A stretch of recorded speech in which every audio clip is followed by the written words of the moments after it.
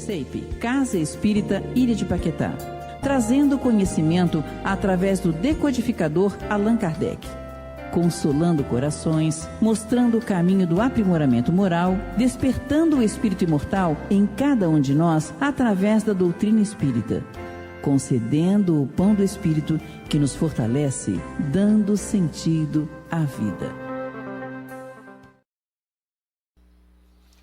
Boa noite para todos.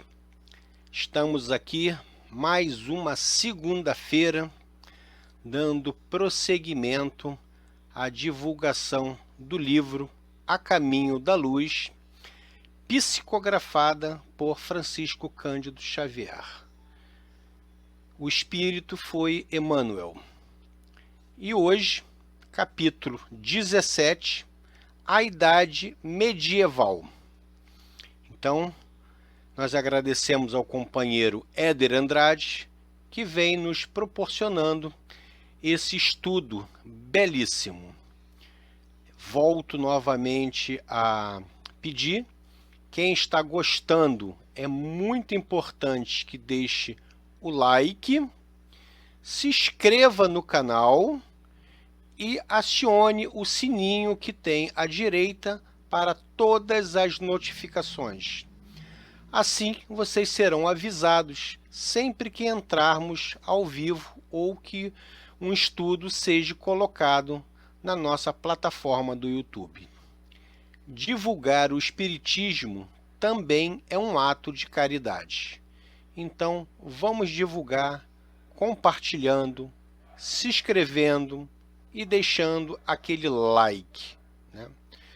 Frisamos também que esse estudo não é um estudo acadêmico, tá? Não segue as normas da ABNT, é um estudo doutrinário, é um estudo espírita baseado numa obra psicografada.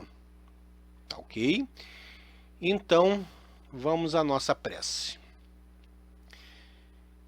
Que Jesus, nosso mestre, modelo e guia, que Deus, nosso Pai, e toda a espiritualidade amiga possa nos amparar, possa intuir o nosso irmão Éder Andrade, dando sempre a ele sabedoria, intuição, disciplina, saúde, para que ele possa desenvolver esse trabalho belíssimo de divulgação através das suas palestras da doutrina espírita.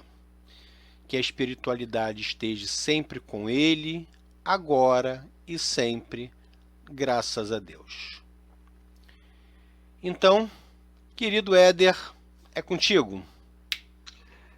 Prezados amigos, estamos aqui dando continuação ao trabalho que iniciamos do estudo do livro A Caminho da Luz. A cada encontro, nós estamos falando um pouquinho de cada subitem, de cada capítulo, melhor, e dos subitens do capítulo, dentro de uma visão que Emmanuel nos ofereceu por intermédio da mediunidade do Chico Xavier. É interessante comentar a todos que a visão de Emmanuel é uma visão espiritual, não é a visão de um homem encarnado.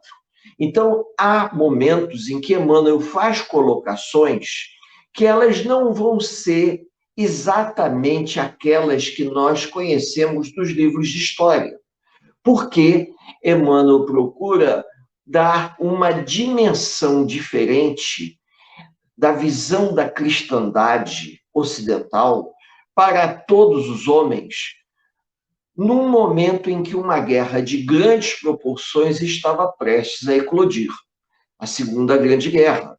Então, o livro A Caminho da Luz, uma grande advertência a todos, para que os homens pudessem, naquele momento, colocar a mão na consciência e pensar um pouco a respeito do que estava prestes a acontecer. O nosso objetivo não é fazer um estudo histórico, é fazer uma correlação entre o que Emmanuel tenta nos dizer, a obra A Caminho da Luz, procurando fazer alguns links para que as pessoas entendam em que momento os homens se corromperam, em que momento os homens se desviaram do caminho proposto pela espiritualidade. Porque enquanto nós nos encontramos na pátria espiritual, a nossa boa vontade é muito grande. Mas quando nós mergulhamos num corpo de carne, nós vamos esquecer, vamos nos afastar dos princípios que inicialmente abraçávamos. E por conta disso, Emmanuel está nos legando esse conhecimento para que nós possamos, assim como naquela época, no ano de 1938, as pessoas pudessem fazer uma revisão de valores. Nós não temos pretensão nenhuma, apenas a convidar a todos a fazer uma revisão dos valores da sua vida para com o mundo, independente do cenário político que estamos vivendo. Então, nós vamos iniciar, eu peço ao nosso companheiro Ricardo para iniciar a passagem do PowerPoint, para que a gente possa ir observando o nosso primeiro cartaz, que é aquela advertência de sempre, e hoje nós vamos entrar à Idade Medieval ou Idade Média, conhecida por muitos como a Idade das Trevas. Esse período chamado de Idade das Trevas ou Idade Média, a Idade Intermediária, que ficou entre a queda do Império Romano e a expansão marítima, é um período onde nós, aparentemente, teremos um grande retrocesso, aparentemente. E Emmanuel tenta explicar isso sob o ponto de vista espiritual. O porquê do retrocesso? Vamos ver aos pouquinhos. Então, vamos lá, Ricardo. Pode entrar com o primeiro slide, os mensageiros de Jesus. Nós tivemos chance de ver sobre a queda do Império Romano, a queda do Império Romano e um movimento de ruralização. As pessoas fugindo das cidades em direção ao campo para se proteger das invasões bárbaras. E nesse meio tempo, a Igreja, junto com os governantes da época, acumulando um poder muito grande. A Igreja deixando de ter aquele poder espiritual para ter o poder temporal dos imperadores, nos desmandos, influenciando diretamente na eleição de um imperador e os seus líderes, que na época ainda não existiam os papas propriamente, os líderes religiosos da Igreja, eles eram administradores indicados pelos imperadores e também por pessoas de altos cargos políticos. Então, nós podemos dizer que os primeiros membros que administravam a Igreja eram meros administradores práticos. Eles não eram religiosos na acepção da palavra. Eles se empossaram de um poder religioso, de uma autoridade religiosa, a qual eles não tinham. E por conta disso, a espiritualidade envia os mensageiros. Jesus envia seus mensageiros para que eles pudessem se contrapor, como nós vimos aqui no nosso encontro passado, sob o acúmulo de poder que a Igreja tinha, a ostentação do poder da riqueza. Então, o Cristo envia seus mensageiros esses homens extremamente simples, vivendo da pobreza, e na pobreza, para darem exemplos de humildade, de obediência, os votos feitos pela Igreja, que nem todos cumpriam. Por quê? Nem todos os missionários eram homens que haviam se preparado para aquela missão. E nesse contexto surgem os beneditinos, cuja intenção ou objetivo era tentar resgatar um pouco, digamos,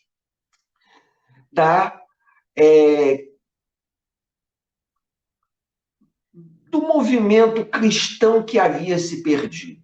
Porque com o processo de queda do Império Romano, com o processo da Igreja se tornar, o catolicismo se tornar a religião oficial do Império Romano, tudo aquilo que havia sido proposto pelos seguidores de Jesus, pelos apóstolos, pelos seus principais representantes, se perdeu, porque os homens que governavam a igreja se tornaram déspotas, grandes autoridades à frente da igreja, se dizendo enviados do Senhor para liderar a igreja como uma instituição. E, na verdade, dando demonstrações de uma opulência, de uma gastança, de uma fartura, levando em conta que toda a população passava por um momento muito difícil por conta da ruralização, por conta da inversão em que a Europa Ocidental vivia.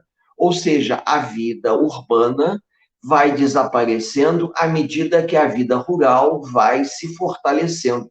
As pessoas deixam as cidades e correm em direção ao campo para poder sobreviver. E aquela vida suntuosa dos representantes da igreja começa a chamar a atenção de todos, porque aquilo não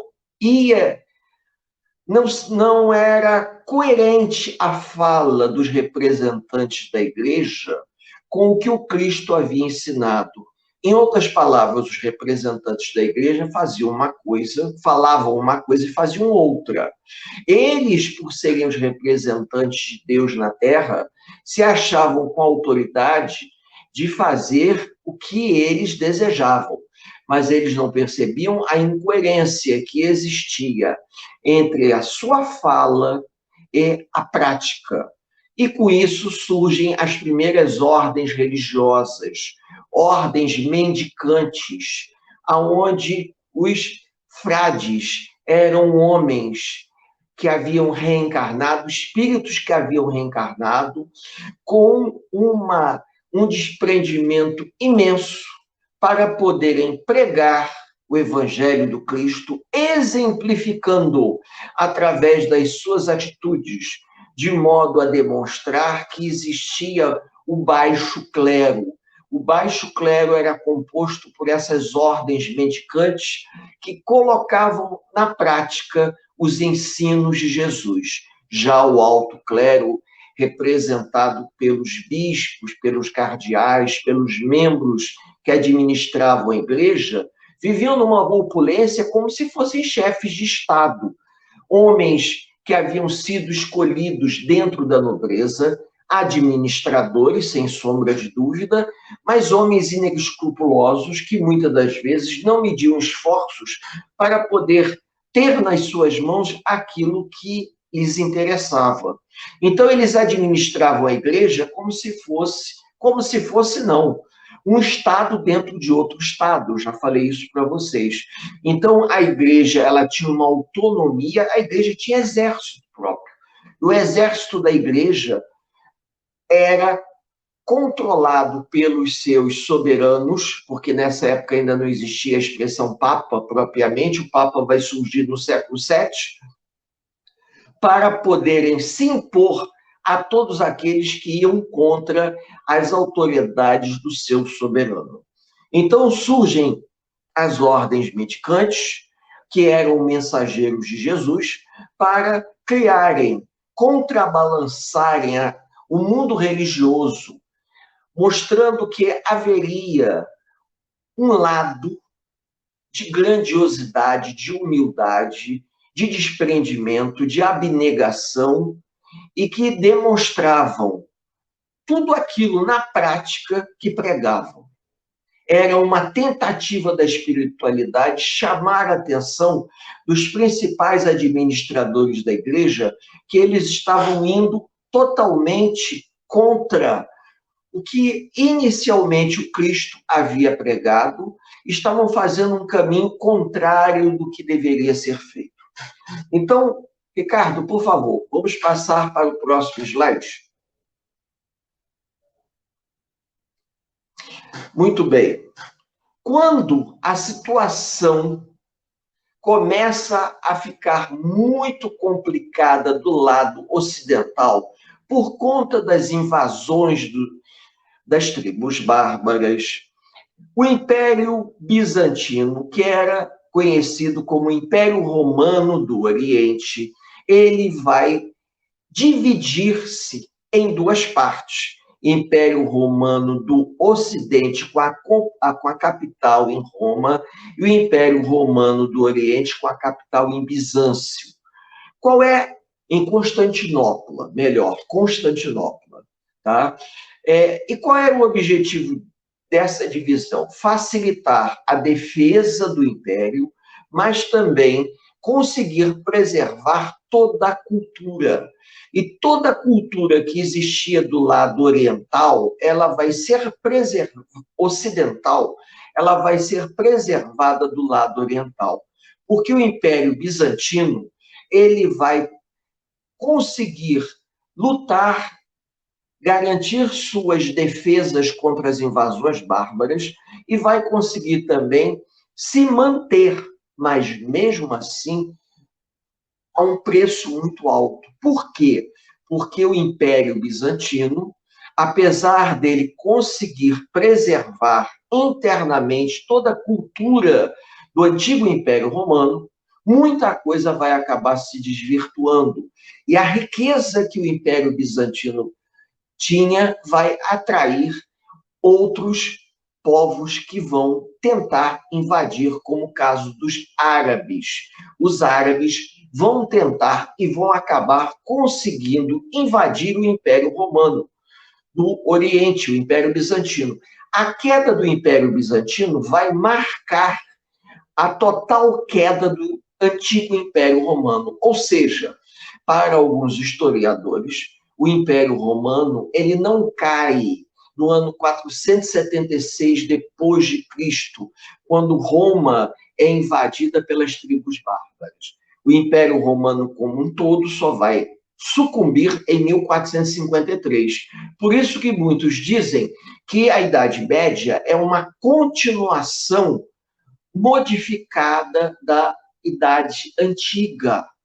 Porém, o que a gente tem que observar é uma degeneração de todos os valores que existiam na época, bem no início do nascimento de Cristo, com a pregação do Evangelho, com a pregação dos apóstolos, nós vamos ter um movimento, na época do imperador Augusto e depois do imperador Tibério, uma divulgação do cristianismo muito grande.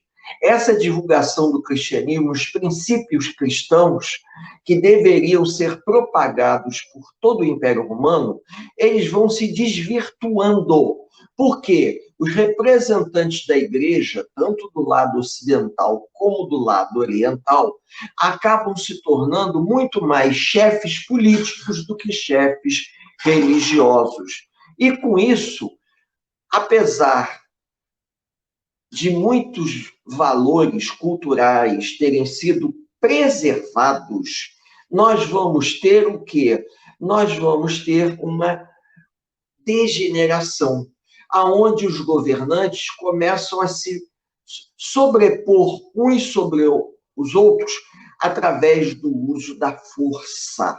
Então, a força, ela faz com que todos os valores morais que haviam sido pregados desde a época da propagação do cristianismo, e nós não podemos, olhando para o mapa, a gente observa claramente que o Império Bizantino ele ocupava exatamente as províncias do Oriente que correspondem à Palestina, ao Líbano, na verdade, à Síria. Então, a gente imagina se aquela região ali, que foi exatamente por onde Jesus e os apóstolos estiveram, uma boa parte do Império Bizantino, por onde Paulo, apóstolo, fez suas viagens, que quem teve a oportunidade de estudar sobre as viagens de Paulo, as pregações de Paulo, se deram por essa região. Então, essa região deveria estar muito mais impregnada de uma cristandade e, com o tempo, houve um desvirtuamento. E esse processo que foi se desvirtuando estava ligado diretamente ao interesse temporal dos governantes. Eles estavam muito mais interessados no poder político do que na manutenção da religião. Não há dúvida que a cultura ela foi muito alavancada, que a cultura se preservou e se passou de gerações a gerações. Mas essa cultura ela não vai preservar também no Império Bizantino, enquanto no Império Romano do Ocidente, os princípios cristãos que haviam sido divulgados pelos enviados do próprio Cristo, pelos missionários, pelos apóstolos, porque os próprios homens acabaram fazendo uso dessa filosofia religiosa de acordo com seu interesse particular. Então, é importante que a gente entenda isso. E, nesse meio tempo, a espiritualidade percebe que os homens que haviam tido a oportunidade de receber a bênção da vinda do Cristo, da vinda da propagação dos apóstolos, a propagação de vários emissários, não haviam entendido a mensagem cristã evangélica de ordem moral, só havia uma saída: enviar outros representantes por outros meios, que propagando religiões com base no cristianismo, pudessem chamar a atenção dos governantes de que eles tinham se desviado completamente dos princípios iniciais que haviam assumido. Vamos avançar? Vamos passar para o próximo slide, que aí vai ficar mais fácil entender. Muito bem. Quando eu disse aqui que a espiritualidade, percebendo que todo o mundo cristão estava fugindo dos princípios originários propagados em todo o Império Romano, pelo Cristo, pelos apóstolos, por Paulo, por todos os seguidores do cristianismo, todos aqueles que reafirmavam os princípios cristãos, não conseguindo a atenção dos governantes, só havia uma saída. A saída era enviar um emissário esse que pudesse desenvolver uma religião com base no cristianismo, para chamar a atenção, dar uma sacudida na cristandade, para que a cristandade percebesse o quanto havia se desviado do seu princípio inicial, da sua proposta inicial. Porque, como eu disse aqui, enquanto os homens se encontravam no plano espiritual, eles estavam dispostos a reencarnar e levar adiante todos os princípios cristãos. Mas quando eles entravam em contato com as riquezas e todos os prazeres do mundo material, os arrastamentos, eles se desviavam dos princípios do cristianismo, se deixando arrebatar por todas as paixões humanas e, com isso, se afastaram de tal forma que a espiritualidade não viu outra situação a não ser enviar um outro emissário para que pudesse arrebanhar uma grande quantidade de adeptos que aceitariam de uma forma mais dócil, pelo menos inicialmente, uma visão de um profeta, uma visão de um emissário do alto. E dessa maneira nasce, antes mesmo do surgimento dos primeiros papas, na Península Arábica, na cidade de Meca, Maomé.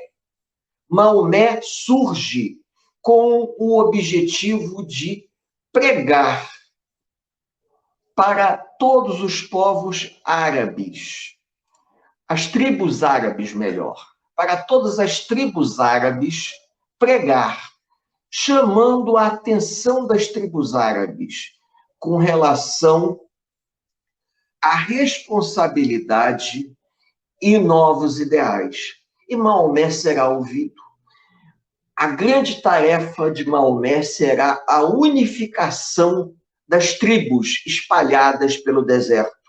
E Maomé, segundo conta a própria história e o próprio Corão, Maomé teve uma visão de que o anjo Gabriel lhe falava, de que ele iria liderar as tribos para unificá-las, levando a palavra de Deus a todos os cantos do mundo por intermédio da língua árabe. E, curiosamente, o islamismo ele vai ser muito mais, digamos assim, receptivo do que a cristandade em alguns momentos. Nós teremos oportunidade de ver que os árabes serão muito mais, digamos assim, tolerantes. A tolerância do Islão ela é muito maior em alguns aspectos do que a tolerância da cristandade. E quando nós chegarmos na parte das cruzadas, a gente vai entender melhor o porquê. Maomé, então, ele vai pregar as ideias que ele recebeu, vai ter uma série de adeptos. Maomé vai se casar com uma viúva rica, que vai permitir que ele não precise trabalhar, ele vai poder se dedicar, vai dedicar sua vida à pregação e à unificação das tribos.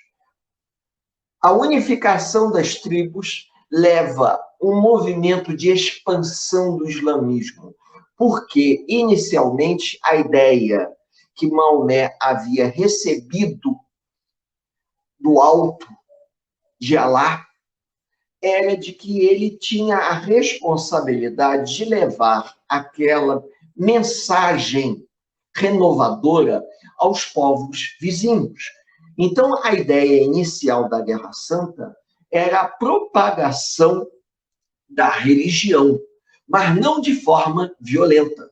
Mas devido aos conflitos internos da Península Arábica, Maomé teve que usar a força para promover a unificação das tribos.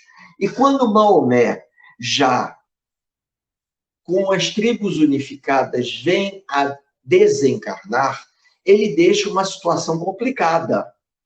Ele deixa a situação complicada porque todos os seguidores de Maomé, todos aqueles que se diziam parentes de Maomé, herdeiros de Maomé, se intitulavam de califas, herdeiros. E esses herdeiros diziam claramente que Maomé havia transferido para eles, na condição de herdeiros, por causa daqueles casamentos em famílias, né, a tarefa de propagar o islamismo por intermédio da Guerra Santa.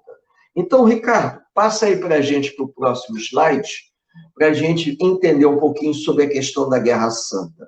Então, quando Maomé desencarna, a Península Arábica ela já estava toda unificada. Mas o processo de propagação do islamismo, ele se deu inicialmente por intermédio das guerras, tá? Onde eles chegavam nos determinados lugares, ocupavam e cobravam tributos. Eles não tinham implicância com a questão da religiosidade. Havia uma liberdade de culto que o Islão permitia, desde que todas as pessoas subjugadas pagassem um tributo, já o que a cristandade não tinha. A cristandade, por exemplo, ela era muito mais intolerante do que os árabes. Os árabes vão se propagando pelo norte da África e chegam até o Estreito de Gibraltar e vão atravessar para a Península Ibérica. E devido ao fato daquelas regiões estarem muito desestruturadas, porque haviam sido no passado antigas províncias do Império Romano, províncias que faziam parte do Império Romano do Oriente, que estava, digamos, muito desmantelado devido à distância, à falta de exércitos, de legiões.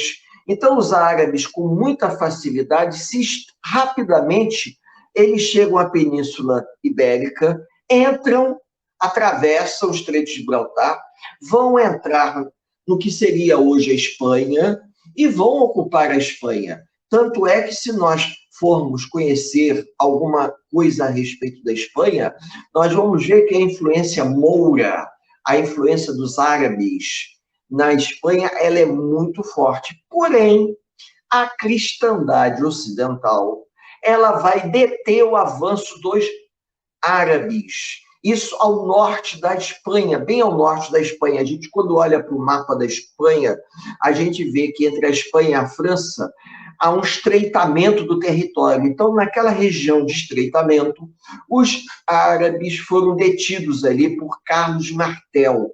Carlos Martel vai ser um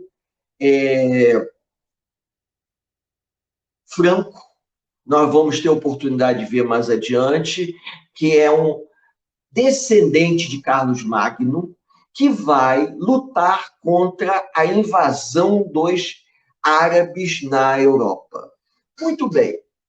Aí vocês podem me perguntar, mas você está falando só de história? Eu estou tentando mostrar que, devido ao fato da cristandade ocidental não ter entendido as mensagens que a espiritualidade estava propagando por intermédio da Igreja do Ocidente e também pela Igreja Bizantina, havendo uma degeneração nas relações sociais, nas relações de poder, no interesse dos governantes, o que vai acontecer? Leva ao surgimento de uma nova corrente religiosa. É curioso que a gente vê que Emmanuel fala sobre isso, que Maomé foi um enviado do plano espiritual, eu já havia dito sobre isso, com o objetivo de propagar uma religião com fundo cristão, uma religião monoteísta, uma religião de fundo cristão, para chamar a atenção da cristandade ocidental, que eles haviam se desvirtuado completamente. Mas os próprios árabes, como homens encarnados, acabaram se desvirtuando também. Então, como eu disse aqui, os sucessores de Maomé, que eram os califas, tá? E esses califas, eles estabelecem verdadeiros reinos em várias regiões dominadas por eles, porque havia um interesse particular em ocupar novas terras, eles podendo se expandir, eles poderiam cobrar tributos. Cobrando tributos, havia um intercâmbio comercial muito grande. É curioso que os árabes, as relações comerciais dos grupos, das tribos árabes, eram muito mais fortes do que da cristandade, por causa que a religiosidade deturpada da cristandade ocidental, principalmente por conta dos homens que lideravam a igreja, que usavam e abusavam do seu poder, e a gente vai ver mais adiante, quando falarmos sobre os abusos da igreja, quando a igreja resolve estabelecer a Inquisição como uma forma de reprimir qualquer manifestação contrária aos seus interesses. Já o Islão, né, já os árabes, não tinha isso.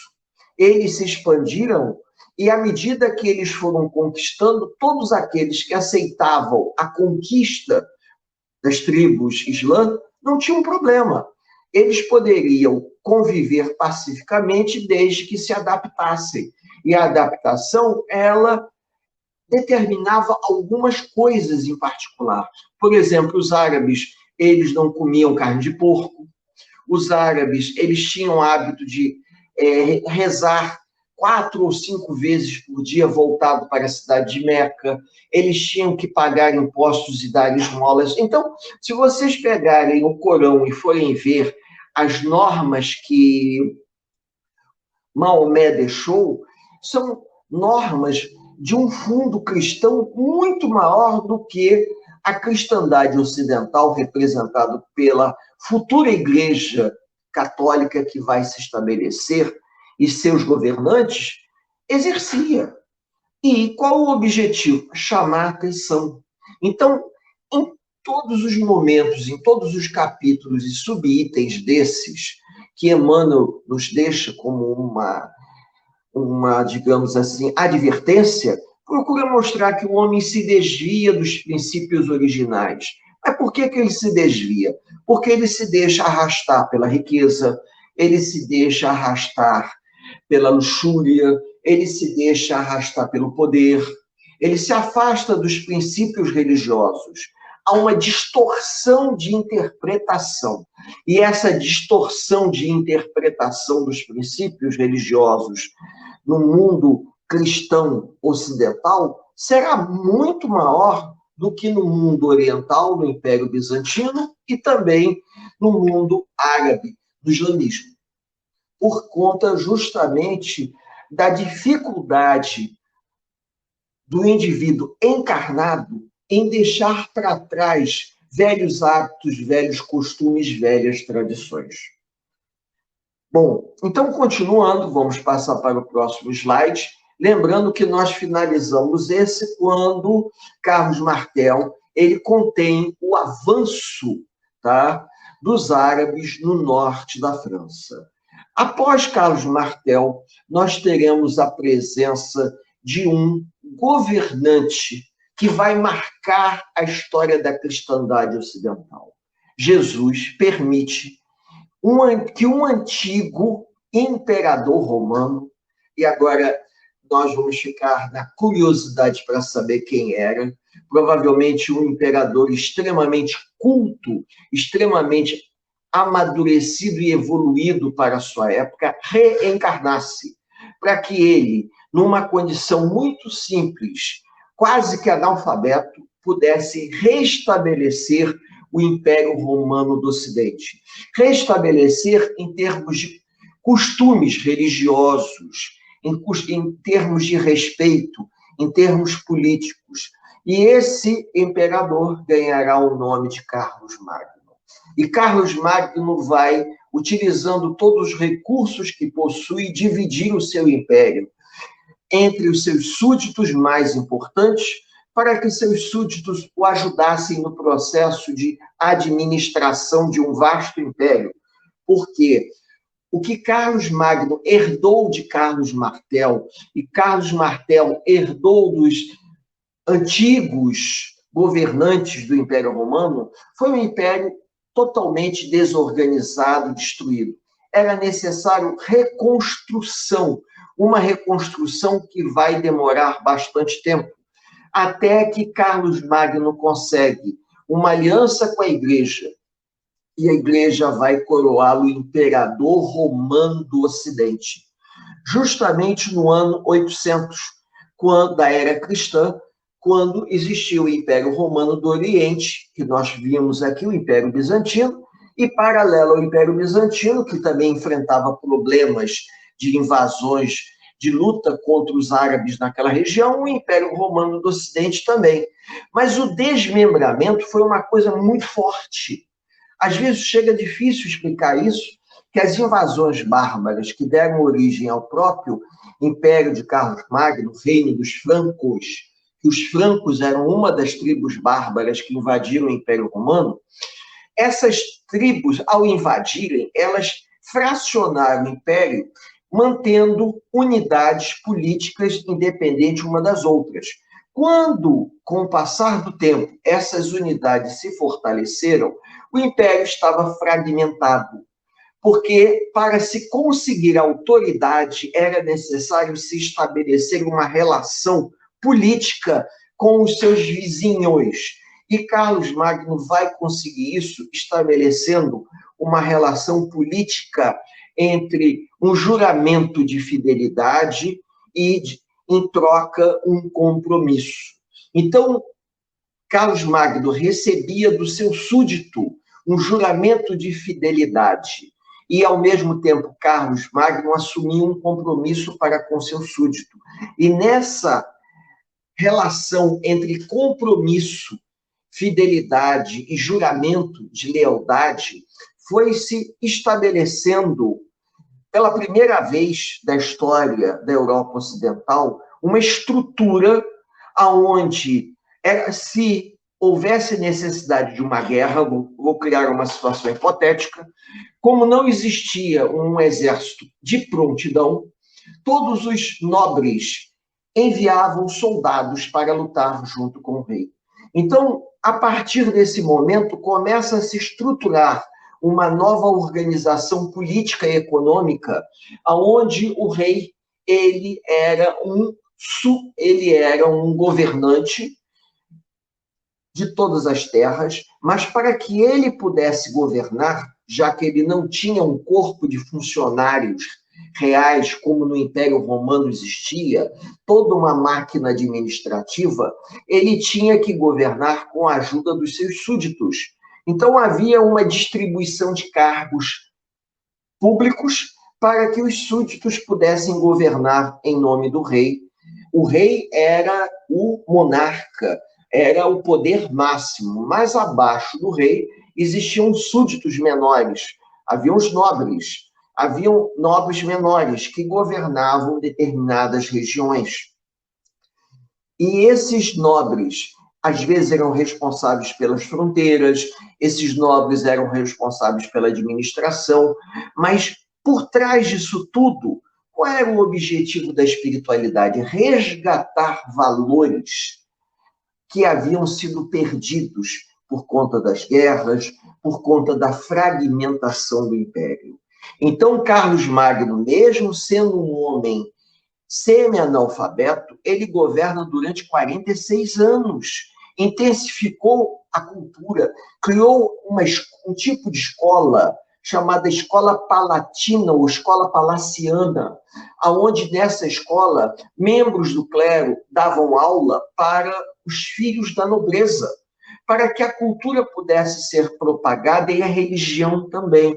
Então, Carlos Magno vai estimular a cultura. Quando se costuma dizer que a Idade Média é a Idade das Trevas, é uma expressão um pouco pejorativa, no sentido de que dizem como se a cultura não tivesse florescido. A cultura vai florescer, sim, nos castelos, nos palácios. Aquele filme conhecidíssimo, O Nome da Rosa, mostra exatamente um período da Idade Média onde a cultura existia nos mosteiros. Grandes bibliotecas nos mosteiros onde os padres tinham acesso, e esses padres eram os professores que davam aula, difundiam o conhecimento. Já era diferente. O povo, a população, não tinha acesso, somente a classe privilegiada. Isso aí parece que continuou mais ou menos idêntico na época do Império Romano, onde somente os privilegiados, os indivíduos de classe média alta, é que tinham acesso ao poder. Mas Carlos Magno consegue resgatar isso até como uma forma de fazer a manutenção, porque com as invasões das tribos bárbaras, como nós tivemos chance de ver, e a ruralização do Império Romano, a cultura praticamente desapareceu, porque os bárbaros destruíam, botavam fogo, muita coisa foi quebrada, queimada.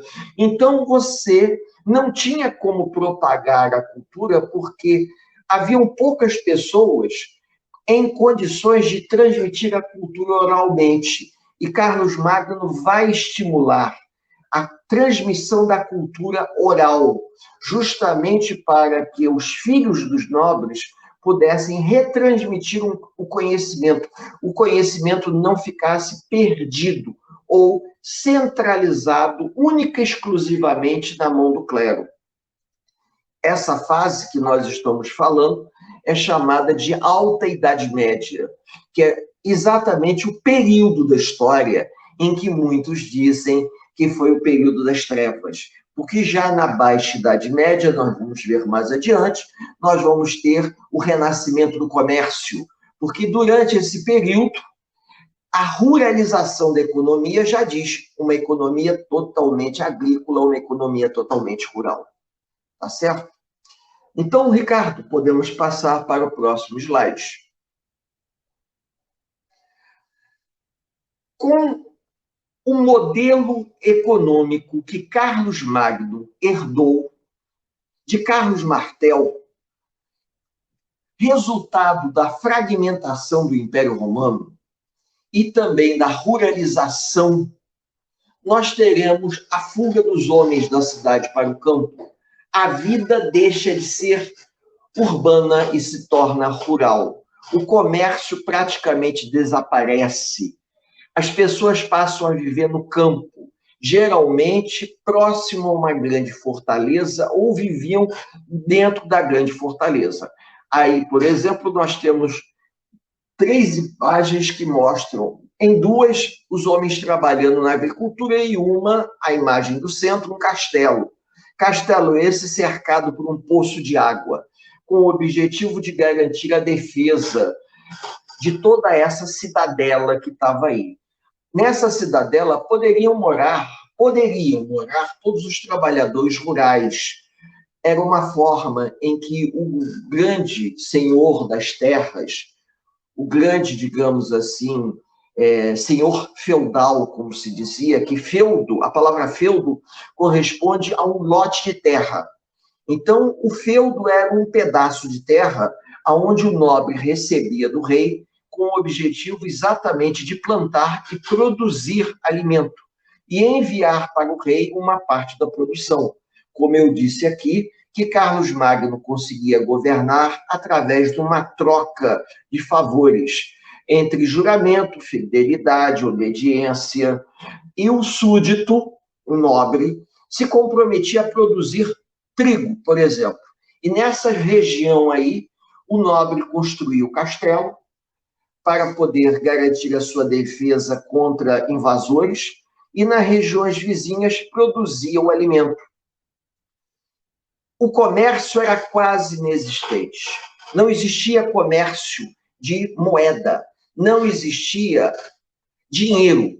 Havia uma espécie de escambo de troca. Durante muito tempo, a troca de mercadorias ela existiu, até que, na Baixa Idade Média, com o renascimento do comércio, o dinheiro volta a circular. Mas durante a Alta Idade Média, que é o período do apogeu do sistema feudal, onde a economia era de subsistência e todos dependiam praticamente um dos outros para sobreviver, porque essa sociedade era uma sociedade de classe, uma sociedade estamental. O que quer dizer isso? Uma sociedade dividida em camadas. E essa divisão da sociedade em camadas estabelecia o seguinte: haviam aqueles que eram responsáveis pela produção de alimento, haviam aqueles que eram responsáveis pela defesa do território, e haviam aqueles que eram responsáveis pela administração e pela religião. Então, era uma sociedade que muitos professores ou historiadores diziam: os que trabalham, os que lutam e os que rezam. Ela era uma sociedade dividida de acordo com o segmento. O filho do nobre poderia ser um soldado, um guerreiro, mas poderia ser um monge também. Já o camponês, não. O camponês sempre ia trabalhar na terra, produzindo alimento para o seu senhor. E parte da produção desse alimento, o senhor feudal enviava ao rei. O rei, em troca, garantia que esse nobre tivesse as suas terras, as suas propriedades garantidas. Era uma troca de favor. Quando acontecia uma guerra, como nós citamos aqui o exemplo Carlos Magno, ele não tinha um exército de prontidão, ele tinha uma guarda pessoal, mas ele não tinha um exército de prontidão. Esse soberano desse castelo teria que enviar para o rei um destacamento de tantos soldados armados, para que juntos pudessem lutar pela defesa do reino dos francos, ou o Império de Carlos Magno.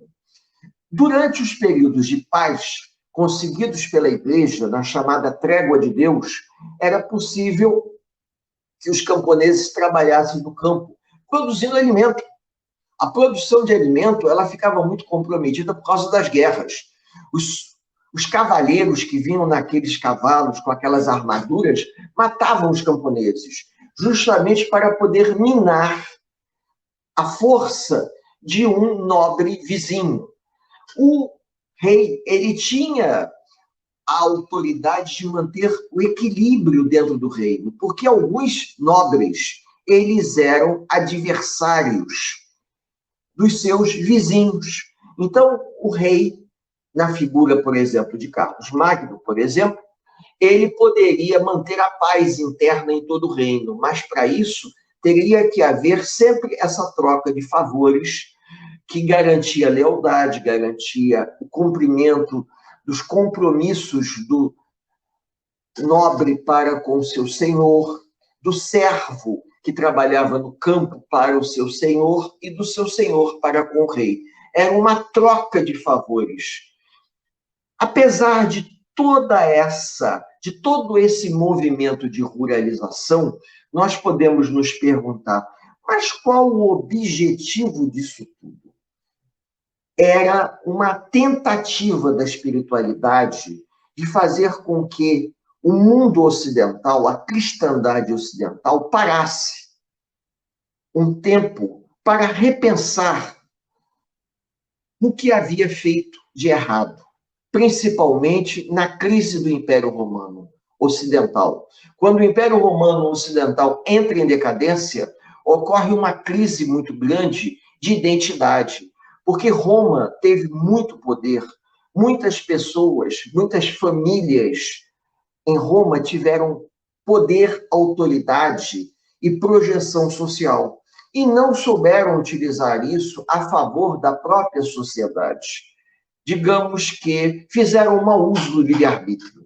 E, com isso, estavam retornando a uma Europa ruralizada para que pudessem viver no campo de uma forma simples, tentando corrigir as falhas cometidas justamente no processo do desmonte do Império Romano do Ocidente. Como eu disse a vocês aqui, quando nós conversamos, que a queda do Império Romano ela pode ser apontada por dois caminhos, pelas invasões que vieram externamente, mas pelas problemáticas internas de disputa de poder entre as classes que controlavam a economia, a política e a religião também. Então, a ruralização, o movimento de vida rural, foi uma forma das pessoas viverem de forma mais simples e elas poderem, tendo o contato com a igreja, vivendo, subsistindo, sem nenhum tipo de riqueza, porque muitos desses senhores feudais, muitos desses nobres, eles só eram nobres porque tinham um castelo, mas eles não possuíam a riqueza da época do Império Romano. A grande riqueza que todos possuíam era a terra para cultivar, produzir e sobreviver. Então, era, digamos assim, uma volta às origens, para que os homens pudessem rever valores enquanto encarnados, através de uma reencarnação de sofrimento e muito trabalho. E o feudalismo vai durar muito tempo na Europa Ocidental, pelo menos até a queda do Império Romano do Oriente. Ainda no século XVI, século XVII, nós vamos ver fortes traços do feudalismo nas relações interpessoais, que a gente vai ter chance de falar depois com vocês, para não ficar uma coisa muito extensa. Mas a espiritualidade tinha como objetivo oferecer a todos os homens a oportunidade de repararem, através de um trabalho simples e honesto, o mal que cometeram a eles próprios na época da queda do Império Romano. Isso está escrito no próprio texto, no próprio capítulo que nós estamos conversando aqui. Vamos ao próximo, Ricardo?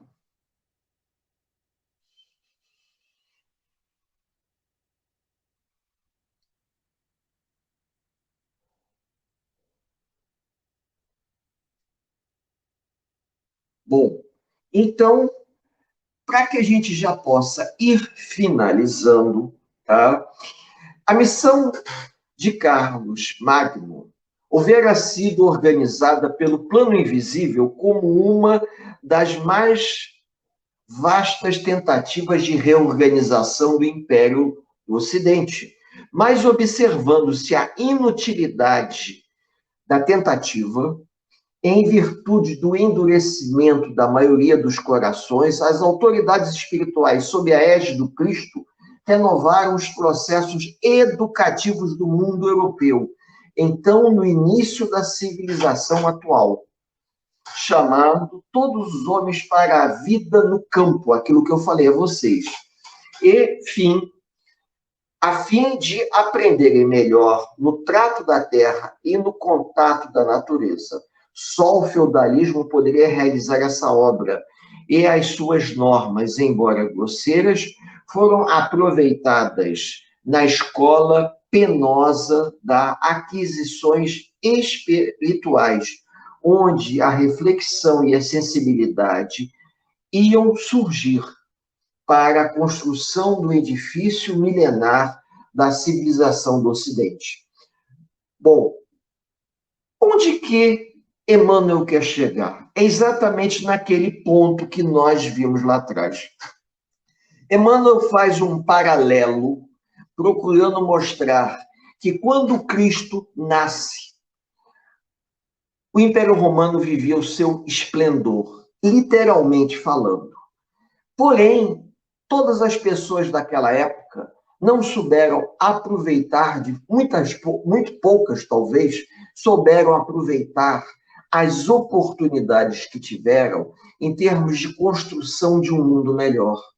E com o passar do tempo, se comprometeram de tal forma que não houve outra saída, como nós já falamos aqui, em a espiritualidade levar à queda do próprio Império Romano e uma inversão total de todo aquele esplendor cultural, de toda aquela expansão comercial.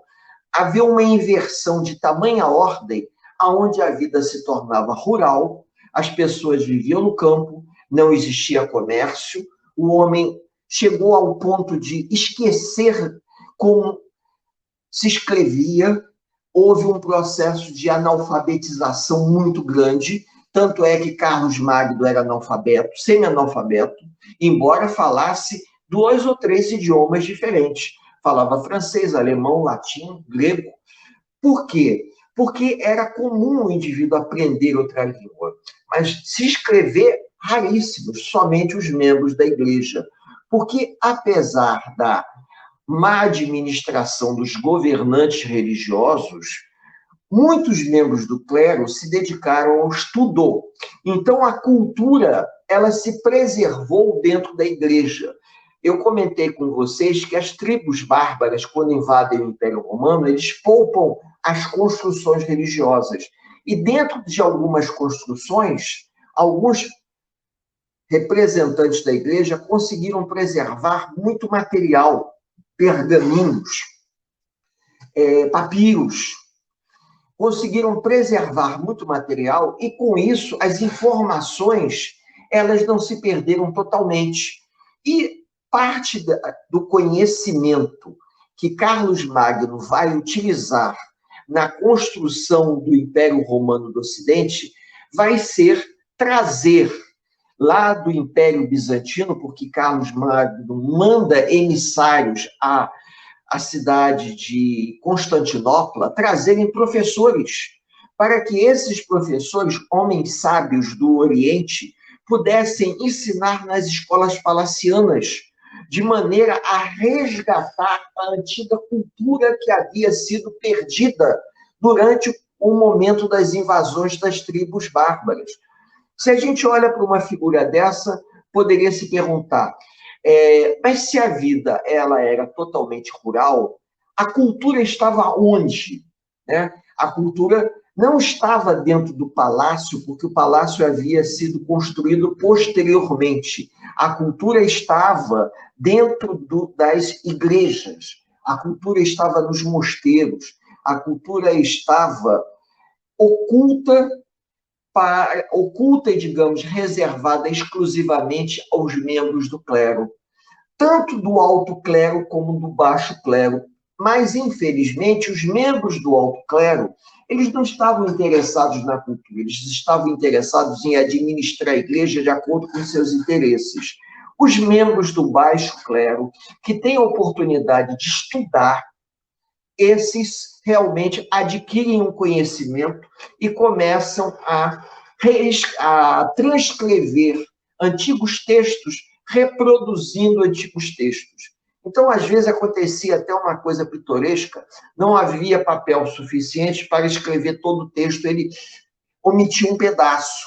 Então, o padre ou frade copista, como era chamado, ele começava a copiar um texto porque havia sido encomendado pelo imperador do Ocidente textos ao imperador do Oriente. Ao imperador do Oriente, em Constantinopla, pede que os padres produzam textos. Como não havia papel suficiente, eles só escreviam o que era possível e mandavam. Então, as informações nem sempre elas iam completas, ficavam faltando pedaços. Isso é muito comum ou se ver esse tipo de informação. Mas o que nós vamos, a porção que dará origem ao reino dos francos, que dará origem à França moderna, o antigo Império Romano do Ocidente, que se transformou no Império de Carlos Magno, ele vai crescer muito lentamente, justamente por conta das dificuldades da ruralização, as dificuldades de ter uma administração organizada. Como eu disse, que o tempo que ficou, o espaço de tempo entre as invasões e a formação do Império de Carlos Magno fez com que Carlos Magno quase que começasse do zero novamente. Já no Império Bizantino, do lado oriental, não, era diferente. E por que que a espiritualidade permitiu que essas situações acontecessem? Era uma forma de frear a selvageria dos homens, uma forma de botar um freio na falta de bom senso dos governantes, para que o mundo ocidental pudesse, de repente, valorizar, dar valor aos sentimentos, aos princípios da religiosidade. Porque, vejam, nós já falamos isso, mas seria interessante finalizarmos com essa questão. Os governantes da igreja, eles estavam muito mais preocupados em divulgar uma ostentação de religiosidade do que propagar os princípios da espiritualidade que as ordens mendicantes, quando surgem, começam a divulgar através dos exemplos e da prática daqueles monges que viviam de forma como mendigos, divulgando o evangelho, mas vivendo sem nenhuma ostentação, se contrapondo totalmente ao poder do alto clero, a ponto de, em determinado momento, sofrerem perseguição do alto clero, porque eles mostravam na prática ao povo que a forma de vida adequada que o Cristo passou era aquela, não era de ostentação, porque os membros do alto clero, eles não eram políticos, eles não eram governantes, eles representavam a igreja, mas eles não precisavam representar a igreja ostentando tanto poder material, tantas riquezas materiais. E por isso eles são perseguidos. E novas ordens se fazem necessário serem criadas, nós vamos ver mais adiante, como, por exemplo, vai ser criada os franciscanos, que também era uma ordem mendicante, justamente com que objetivo? Levar as palavras do evangelho às pessoas mais simples, da forma mais simples.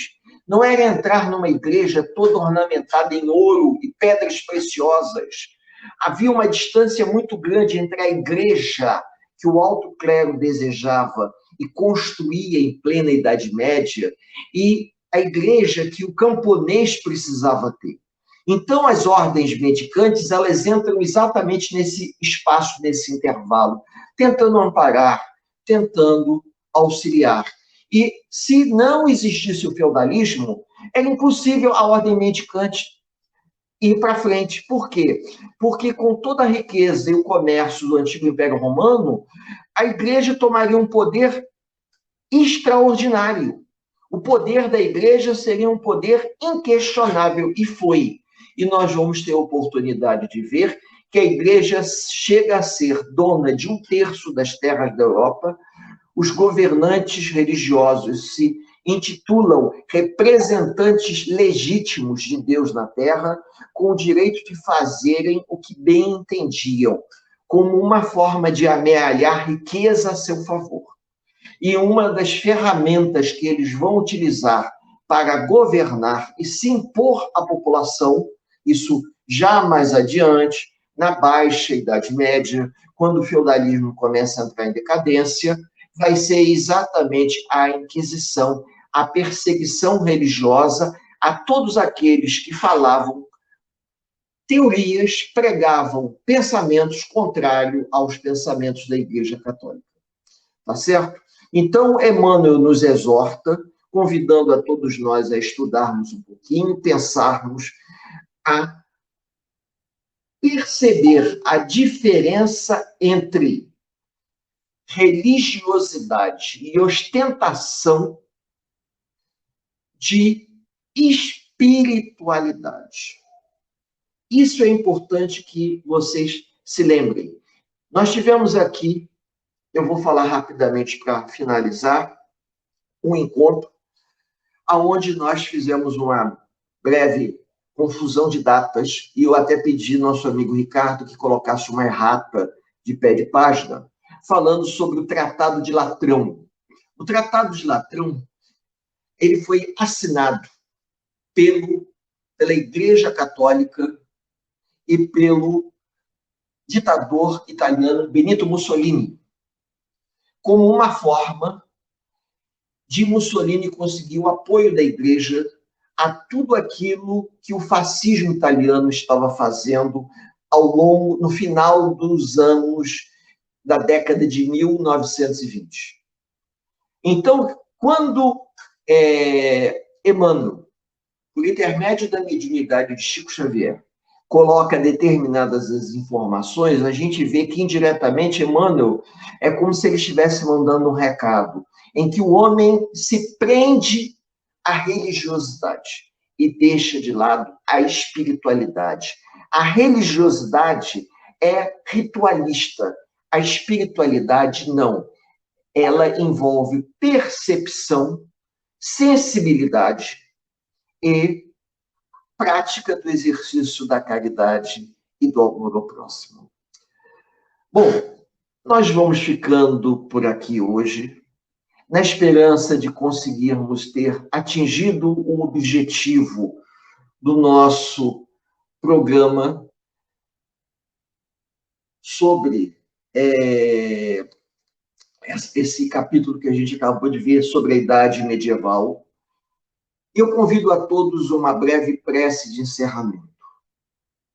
Que possamos elevar o nosso pensamento a Deus, nosso Pai, e Jesus, nosso Mestre maior, agradecendo a chance desse encontro fraterno, onde, mais uma vez, estudamos mais um pouquinho. O nosso estudo é direcionado àqueles que, de fato, desejarem entender. Não estamos aqui tentando ser proselitistas. Estamos aqui tentando entender a verdadeira mensagem cristã de Emmanuel, nessa obra tão fabulosa, que é uma verdadeira viagem pela história geral de toda a humanidade. Que os benfeitores espirituais que nos assistem nesse encontro possam nos abençoar a todos, por hoje, agora e por todo sempre.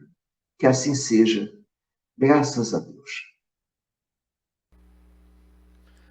Agradeço o Éder por mais esse estudo, foi realmente muito esclarecedor, e retornaremos daqui a 15 dias, no dia 4 de outubro, capítulo 18, com os abusos do poder religioso. Eu conto com a presença de todos e reitero mais uma vez, Se está gostando, dê seu like, se inscreva no canal e acione o sininho para todas as notificações. Uma boa noite, uma noite de sono tranquilo, calmo e, como dizia mamãe, que sonhem com os anjos. Fiquem com Deus. A Casa Espírita Ilha de Paquetá, CEIP, agradece a presença de todos. Deseja que tenhamos uma excelente noite de sono reparador, com descanso do corpo físico. E que nosso espírito possa emancipar-se em missão de trabalho no bem ou em estudos em esferas espirituais mais elevadas. Se você gosta do nosso trabalho, inscreva-se no canal, dê seu like e compartilhe com amigos para que mais e mais pessoas possam ter acesso à nossa doutrina consoladora. Divulgar o Espiritismo também é caridade. Fique com Deus e que a paz de Jesus vos guie.